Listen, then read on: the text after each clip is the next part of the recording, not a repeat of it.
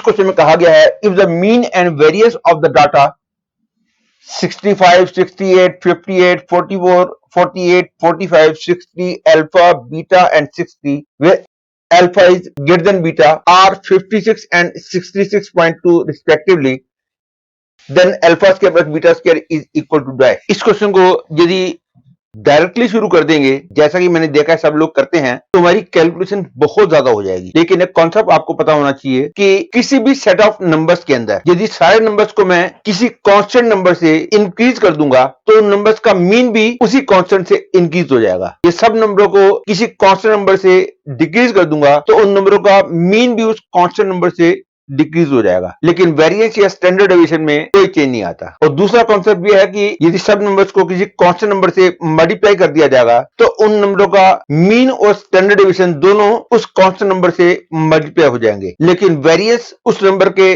Square से multiply होगा। Similarly यदि सब नंबर्स को किसी कांस्टेंट नंबर से डिवाइड कर दिया जाएगा तो उन नंबरों का मीन और स्टैंडर्ड डेविएशन दोनों उस कांस्टेंट नंबर से डिवाइड हो जाएंगे, लेकिन वेरिएंस उन नंबरों के स्क्वायर से डिवाइड होगा। लेकिन ध्यान रखना यदि मैंने सब नंबर को -5 से मल्टीप्लाई किया है तो मीन तो -5 से मल्टीप्लाई होगा, लेकिन स्टैंडर्ड डेविएशन 5 से मल्टीप्लाई होगा। या फिर सब नंबर को से -6 से डिवाइड करता हूं तो मीन तो -6 से डिवाइड होगा, लेकिन स्टैंडर्ड डेविएशन केवल 6 से डिवाइड होगा। या यही बात थोड़ी सी ज्यादा क्लियर हो जाएगी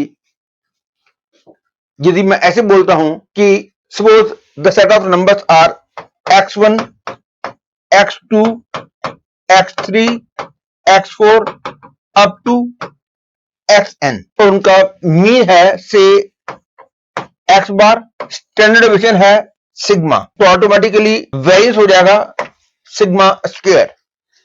यदि मैं सब नंबर्स में लैम्डा ऐड कर देता हूं that is x1 plus lambda, x2 plus lambda, x3 plus lambda up to xn plus lambda होगा, तो इनका मीन हो जाएगा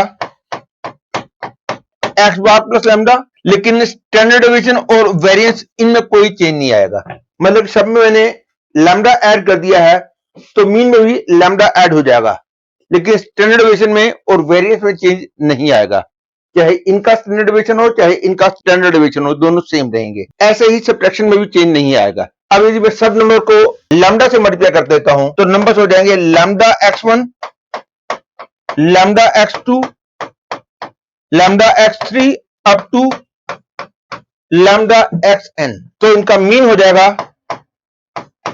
लैम्डा x बार और स्टैंडर्ड डेविएशन हो जाएगा मॉड लैम्डा इंटू सिग्मा और वेरिएंस हो जाएगा lambda square sigma square. That is यदि मैं सबको लैम्डा से मल्टीप्लाई किया है तो मीन भी लैम्डा से मल्टीप्लाई हुआ है, लेकिन स्टैंडर्ड डेविएशन मॉड लैम्डा से मल्टीप्लाई होगा क्योंकि स्टैंडर्ड डेविएशन कभी नेगेटिव नहीं होता, और वेरिएंस लैम्डा स्क्वायर से मल्टीप्लाई होगा।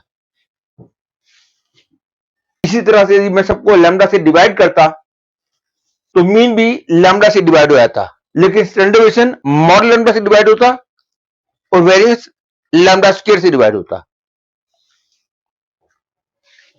और इन सब बातों को यदि मैं क्वेश्चन में यूज करूंगा तो मेरी कैलकुलेशन बहुत छोटी होगी, क्योंकि यदि मैं इन नंबर को डायरेक्टली यूज करूंगा तो स्टैंडर्ड डेविएशन के अंदर इनके स्क्वायर्स को यूज करना पड़ेगा जो कि बहुत ज्यादा टफ है। तो कैलकुलेशन कम करने के लिए इन सब नंबर्स में से मैं 56 सब्ट्रैक्ट कर देता हूं।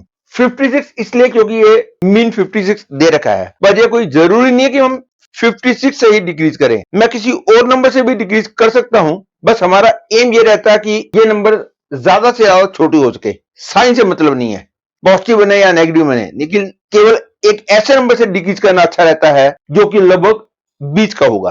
तो क्योंकि मैं जानता हूं कि 60 से डिक्रीज करना स्लाइटली मोर कन्वीनियंट होगा एज कम्पेयर टू 56, तो मैं 60 से भी डिक्रीज कर सकता था।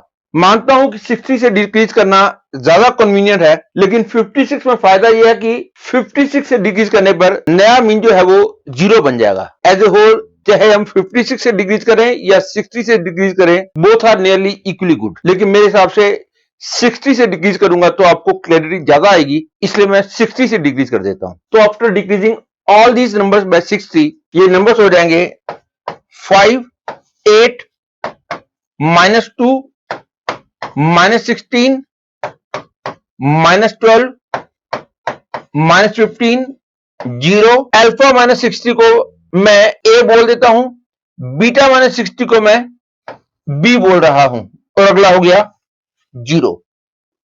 तो सबको 60 से डिक्रीज करने पर नए नंबर्स ये आ गए। हमको मेनली अल्फा और बीटा निकालने हैं, और एक बार ए और बी मिल जाएंगे तो अल्फा बीटा आसानी से मिल जाएंगे, क्योंकि मैंने अल्फा माइनस 60 को ए बोला हुआ है और बीटा माइनस 60 को बी बोला हुआ है।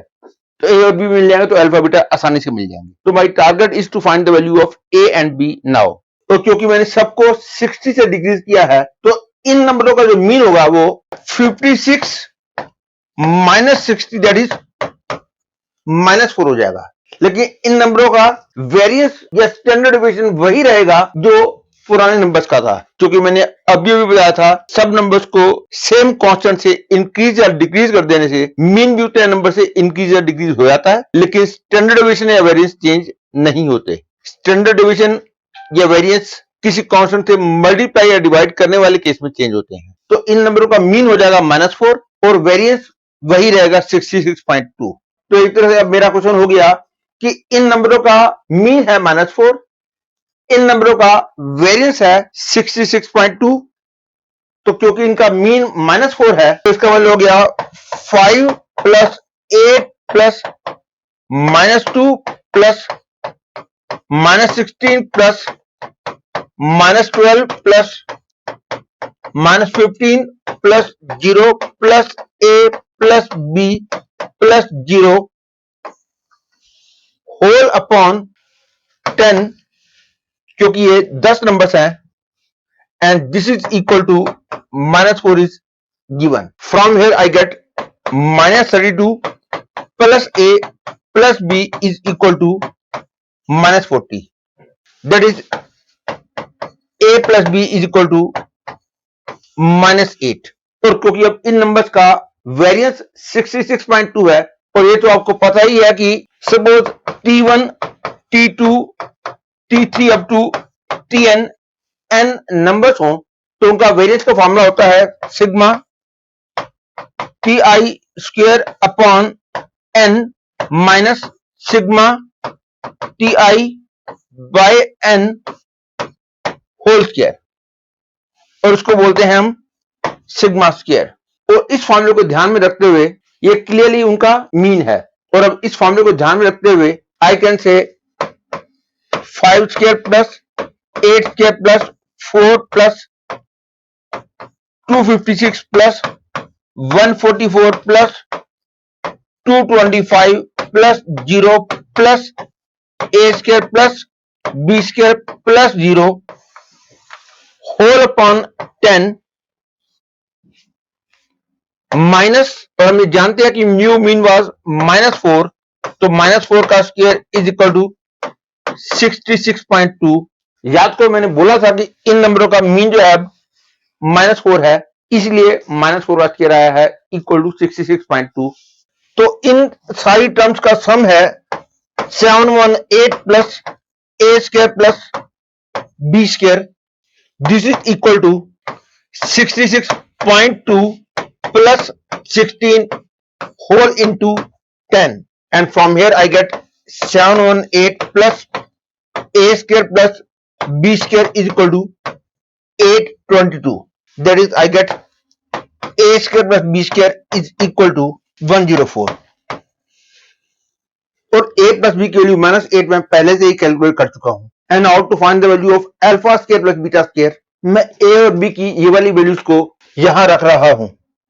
तो I get alpha -60 whole square plus beta -60 whole square equal to 104, and from here I get alpha square plus beta square minus 120 into alpha plus beta plus 3600 plus 3600 equal to 104।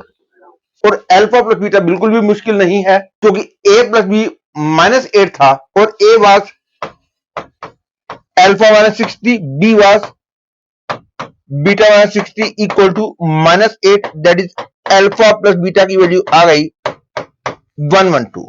तो alpha plus beta की value 112 रख देता हूं, तो I get alpha square plus beta square is equal to 120 into 112 plus 104 minus